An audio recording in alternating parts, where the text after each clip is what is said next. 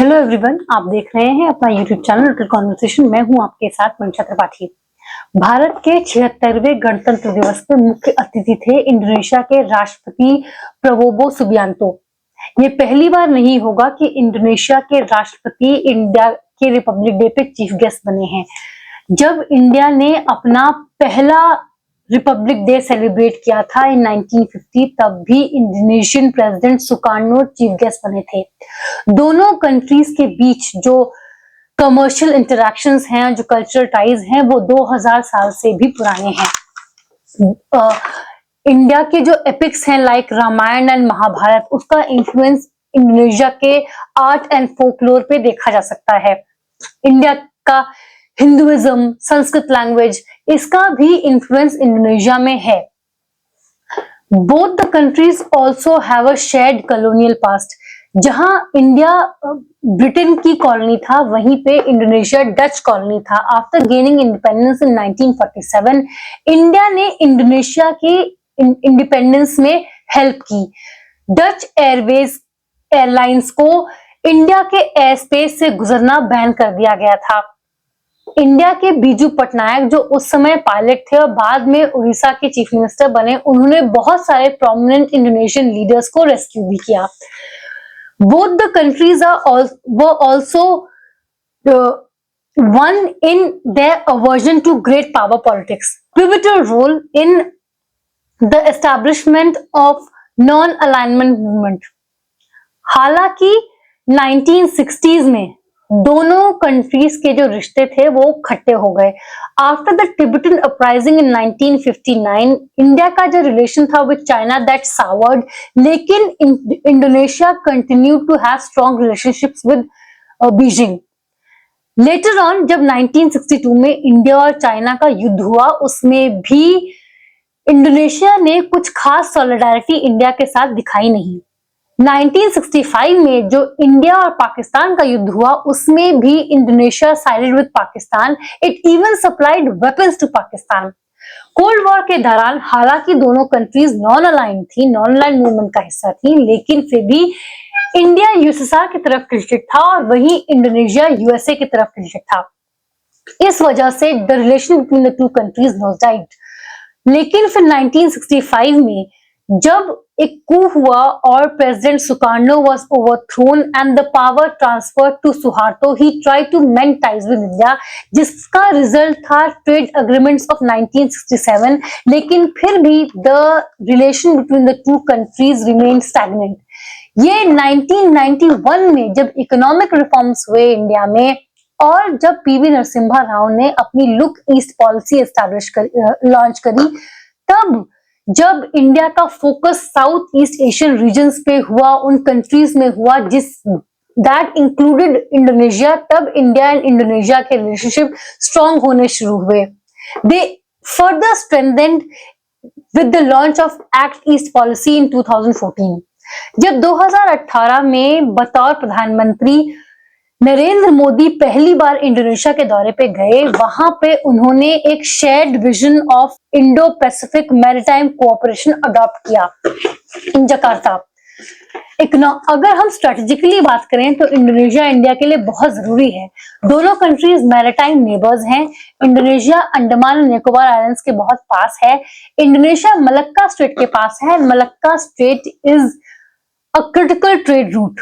Economically भी Indonesia is the second largest trade partner of India in the ASEAN region after Singapore। अपने इस दौरे पे president Subianto ने एक joint statement of South China Sea issue किया, जिसमें कि उन्होंने एम्फसाइज किया on full and effective code of conduct in line with United Nations Convention on the law of the sea. दोनों साइड्स ने अग्री किया that there should be peaceful settlement of dispute, adherence to international law, freedom of navigation. Maritime cooperation की अगर बात करें तो एक Indonesian लाइजा position किया गया in India's information fusion centre Indian Ocean region, जो कि गुड़गांव में 2018 में एस्टैब्लिश हुआ था। डिफेंस की बात अगर की जाए तो दोनों कंट्रीज के बीच एक 3,800 करोड़ की डील साइन हुई, जिसमें कि India will export BrahMos missile to Indonesia. Economically both the countries signed an MOU, Memorandum of Understanding, to settle bilateral transactions in local currency. Also, they both agreed to expedite the ASEAN-India trade in goods agreement by 2025. दोनों countries ने Memorandum of Understanding sign किया in health, maritime, traditional medicine, digital development and cultural exchange.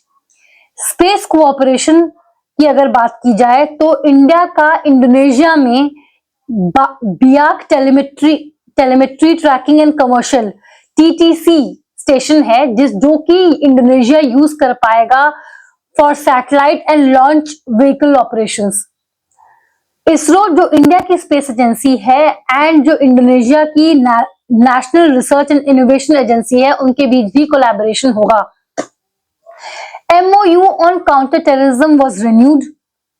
दोनों countries collaborate on multilateral platforms as well, जैसे कि G20, Voice of Global South, और बहुत ही recently Indonesia ने BRICS भी ज्वाइन किया है। जब इंडोनेशियन प्रेसिडेंट सुबियांतो उस बैंक्वेट में थे जो इंडिया की राष्ट्रपति द्रौपदी मुर्मू ने होस्ट किया था फॉर हिम, वहां पे इंडोनेशिया के एक डेलीगेट ने एक बहुत ही पॉपुलर इंडियन बॉलीवुड सॉन्ग गाया, कुछ कुछ होता है। On a lighter note, Indonesian president ने कहा कि जब वो बॉलीवुड सॉन्ग सुनते हैं तो अपने आप को नाचने से रोक नहीं पाते। He also said that he shared Indian DNA। अगर दोनों देशों के बीच ये जो टाइज हैं उनके इरिटेंट्स एंड चैलेंजेस की बात की जाए तो जब इंडिया ने सिटीजनशिप अमेंडमेंट एक्ट लागू किया था तब इंडोनेशिया ने चिंता जाहिर करी थी, क्योंकि Indonesia is a predominantly Muslim country और it was concerned about the treatment of Muslim minorities in India. Also जब 2019 में इंडिया ने धारा 370 को हटाया था जम्मू एंड कश्मीर से, तब भी इंडोनेशिया ने इंडिया को क्रिटिसाइज किया था। चाइना का भी डोमिनेंस है इंडोनेशिया में, बहुत हेविली इन्वेस्टेड है चाइना इंडोनेशिया में under the belt and road initiative, including the Jakarta Bandung high speed rail project. दोनों कंट्रीज के बीच जो कनेक्टिविटी है वो बहुत ही लिमिटेड है, that hampers tourism and people to people contact and cultural exchanges. जब इंडिया को क्रिटिसाइज किया था इंडोनेशिया ने और CAA एंड आर्टिकल 370, तब इकोनॉमिक रिटेलिएशन किया था इंडिया ने, और जो इंपोर्ट है पाम ऑयल का इन इंडिया फ्रॉम इंडोनेशिया उस पर टैरिफ्स लगा दिए गए थे। There is a trade deficit with Indonesia. जो पाम ऑयल इंडिया में आता है उसका लार्जेस्ट इंपोर्ट इंडोनेशिया से आता है, उसकी वजह से जो इंडिया का ट्रेड डेफिसिट है इंडोनेशिया के साथ। ये कुछ मेजर चैलेंजेस हैं एंड इरिटेंट्स हैं दोनों कंट्रीज की टाइज के बीच। लेकिन इस बार इंडिया का इंडोनेशियन प्रेसिडेंट को बतौर चीफ गेस्ट बुलाना in its Republic day and Indonesian president का इंडिया में आना फ्रेश इन हिज प्रेसिडेंसी, उन्होंने प्रेसिडेंट सुबियांतो ने अभी रिसेंटली 100 days मार्क किए in his office as president. So he came to India fresh in his presidency. ये show करता है कि दोनों साइड्स अपने टाइज को इंपॉर्टेंस अटैच करते हैं and they want to take the ties between the two countries to the next level. दोनों टाइज में बहुत पोटेंशियल है एंड इस बात की आशा की जाती है कि दोनों टाइज इस पोटेंशियल को एक्सप्लोर करेंगे एंड इसका फायदा दोनों कंट्रीज को मिलेगा। आज के लिए इतना ही, मुझे दीजिए इजाजत। ऐसे टॉपिक्स पर चर्चा के लिए बने रहे मेरे चैनल कॉन्वर्सेशन के साथ। इस वीडियो को लाइक करें, शेयर करें, इस वीडियो में अपनी राय जरूर दें, मेरे चैनल को प्लीज सब्सक्राइब करें। सी यू नेक्स्ट टाइम।